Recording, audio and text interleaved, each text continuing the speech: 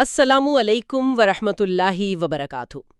एक ऐसी हकीकत जो कोई नहीं बताता, मगर हमारी कोशिश होती है कि हर वीडियो यानी हर गुफ्तगू बिल्कुल हकीकत पर मबनी हो, जो आप जब इस वीडियो को सुनेंगे शुरू से आखिर तक तो आप खुद जान जाएंगे कि ये बातें अभी तक किसी ने नहीं बताई।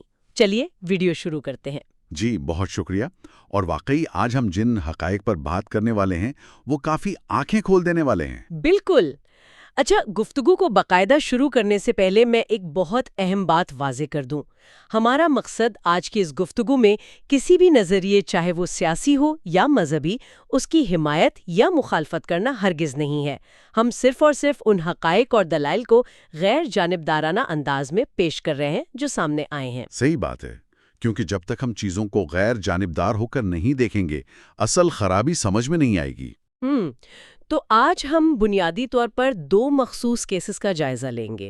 एक है मोहम्मद हसन रजा नक्शबंदी का केस और दूसरा है राना उसामा का। और हम ये भी देखेंगे कि इन जैसे वाक़यात का हमारे मुल्क के मुआशी और समाजी ज़वाल के साथ क्या गहरा ताल्लुक है।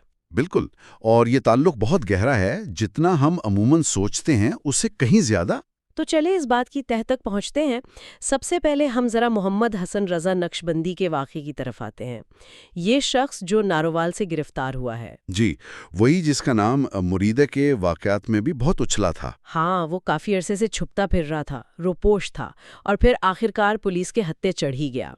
लेकिन यहाँ गिरफ्तारी से ज्यादा अहम बात वो इल्जामात हैं जो उस पर हैं। वो इल्जामात वाकई रोंगटे खड़े कर देने वाले हैं। मतलब अगर हम सिर्फ उन तकारीर को ही देख लें जो उसने की, वो तकारीर जिनमें शदीद मजहबी नफरत भरी हुई थी, खास तौर पर अहमदी कम्युनिटी के खिलाफ उसने जो जहर उगला है। जी, और जुबान का जो इस्तेमाल किया गया है, मतलब गोड़ड़ा शरीफ जैसी एक रूहानी और पुरअमन जगह का हवाला देकर कुत्तों और गलाजत जैसे इंतहाई गंदे अल्फाज इस्तेमाल करना। तौबा है, मतलब ये तो किसी भी जाविये से इस्लामी तालीमात की अक्कासी नहीं करता, ये तो खुली गाली गलूच है। बिल्कुल नहीं करता। ये दरअसल ताकत का एक भोंडा मुजाहरा होता है। जब आपके पास दलाइल ख़त्म हो जाते हैं तो आप ऐसी गलीज़ ज़बान पर उतर आते हैं ताकि अपने पैरोकारों को जज्बाती तौर पर अंगेख्त कर सकें। मुझे तो ये सब देख के एक ही तशबीह याद आती है कि एक खोखला बर्तन सबसे ज्यादा शोर मचाता है। हाँ, ये बिल्कुल परफेक्ट तशबीह दी है आपने। यानी आप देखें ना, जो लोग बाज़ाहिर खुद को मजहब का सबसे बड़ा ठेकेदार और मुहाफिज साबित करने की कोशिश करते हैं, उमूमन उन्हीं के अंदर तहजीब और इखलाकियत की सबसे ज्यादा कमी नजर आती है। बिल्कुल ऐसा ही है। लेकिन यहाँ जो बात सबसे ज्यादा हैरानकुन है और जिस पर हमें गौर करना चाहिए, वो ये है कि हमारा रियासती निज़ाम ऐसे लोगों के साथ क्या सुलूक करता है। आपका क्या मतलब है? रियासत तो जाहिर है कार्रवाई करती है, जैसे अभी इसे पकड़ा गया। हाँ, पकड़ा तो गया, लेकिन कब? असल बात यह है कि ऐसे अफराद को उस वक्त तक मुकम्मल खुली छूट मिलती है जब तक हुकूमत को या कुछ मुख्तदर हलकों को उनसे कोई मफाद हासिल हो रहा होता है। अच्छा, यानी इन्हें टूल के तौर पर इस्तेमाल किया जाता है? बिल्कुल, ये एक थर्मोस्टेट की तरह काम करते हैं। जब मुआशरे का दर्जा हरारत बढ़ाना हो तो इनको खुली छूट दे दी जाती है, लेकिन जैसे ही ये अनासिर हुकूमत के साथ टकराते हैं या अपनी हद क्रॉस करते हैं, तब जाकर रियासत हरकत में आती है। जी, तभी उन्हें पकड़ा जाता है। और फिर जैसा कि हम आम जुबान में कहते हैं ना, इनका बाकायदा सॉफ्टवेयर अपडेट किया जाता है। ये सॉफ्टवेयर अपडेट वाली बात तो अब हमारी जुबान का हिस्सा बन चुकी है, लेकिन ये मुनाफिकत वाकई बहुत खौफनाक है। अच्छा, इसी मुनाफिकत के एक और इंतहाई भयानक शक्ल हमें एक और केस में नजर आती है। हम बात कर रहे हैं राना उसामा के केस की। जी, सियालकोट का हल्का PP 48, थाना मुत्रावाला वाकया। सबका बड़ा मुहाफिज खिलवाता है, लेकिन इसके करतूत क्या हैं? करतूत तो उसके सबके सामने आ गए। हाँ, वो रात के अंधेरे में शराब के नशे में धुत होकर गाड़ी चला रहा होता है। और फिर कानून की धज्जियां उड़ाते हुए एक बेगुनाह राहगीर पर गाड़ी चढ़ा देता है। जी, और उसके बाद रुकता नहीं है, उस गरीब की जान के परवाह किए बगैर वहां से फरार हो जाता है। फिरार भी ऐसे होता है कि इसके सिक्योरिटी गार्ड्स तो मौके पर पकड़े जाते हैं, लेकिन वो खुद गायब हो जाता है। और फिर पता चलता है कि वो बज़ाहिर किसी बड़ी सियासी शख्सियत के फार्म हाउस में मजे से पनाह लिए हुए है। यही तो वो गुठजोड़ है जो हमारे निज़ाम को खा रहा है। मतलब एक तरफ आप स्टेज पर खड़े होकर मजहब की बात करते हैं और दूसरी तरफ आपकी ये जुराइम है।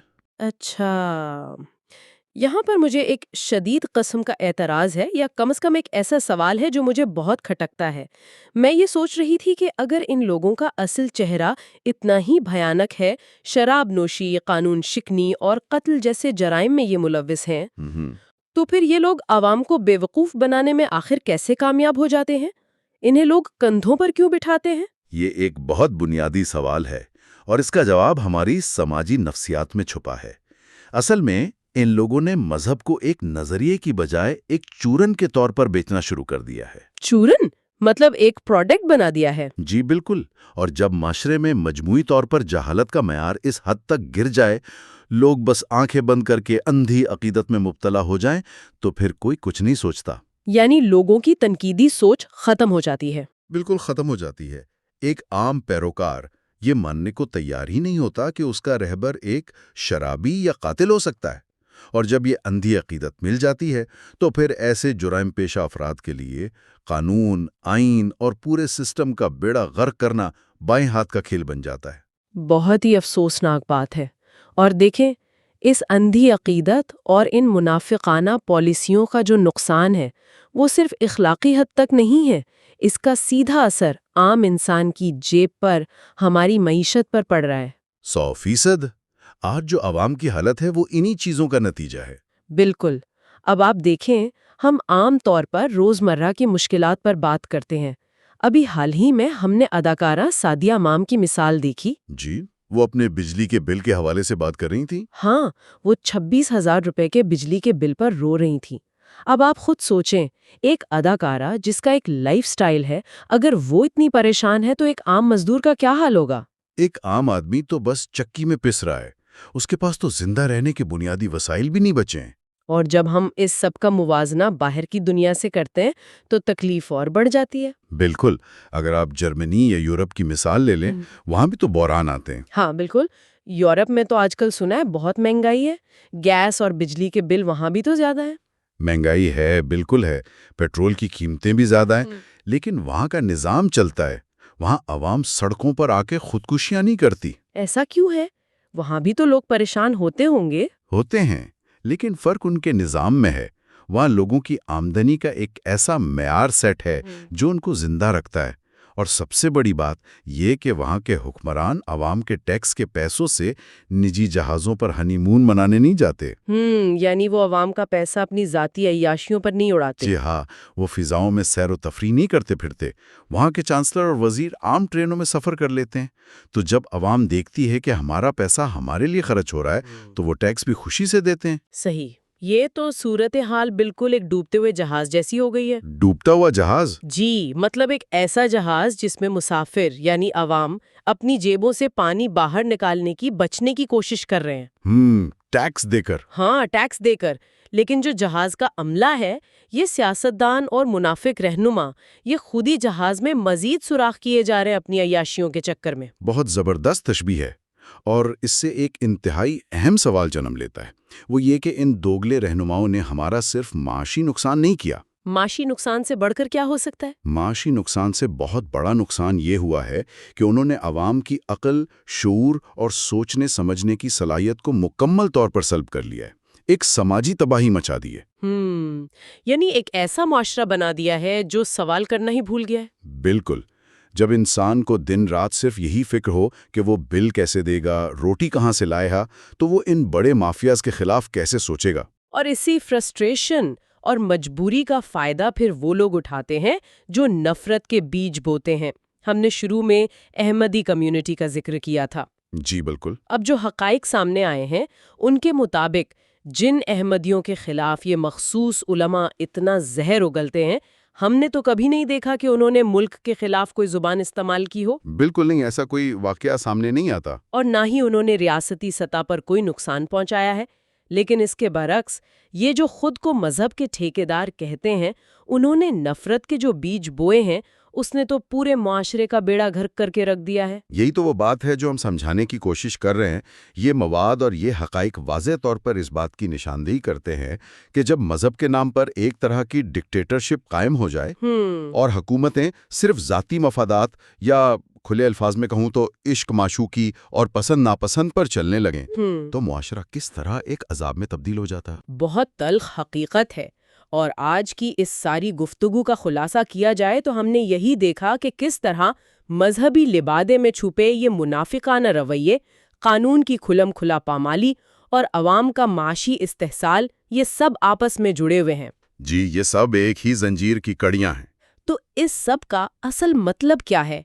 हम यहाँ खड़े होकर क्या नतीजा निकालें? मैं इस पे सिर्फ एक सोचने वाला जाविया देना चाहूंगा।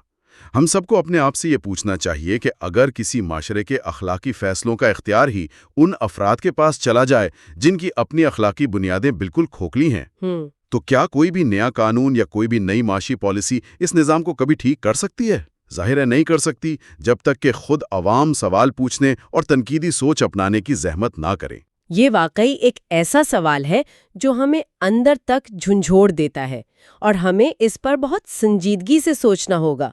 और आखिर में वीडियो पसंद आए तो कमेंट में अपना फीडबैक ज़रूर दें, चैनल को सब्सक्राइब और वीडियो को शेयर ज़रूर करें ताकि अगली वीडियो का नोटिफिकेशन बर वक्त मिल सके। YouTube channel message of Islam official 2, बहुत बहुत शुक्रिया।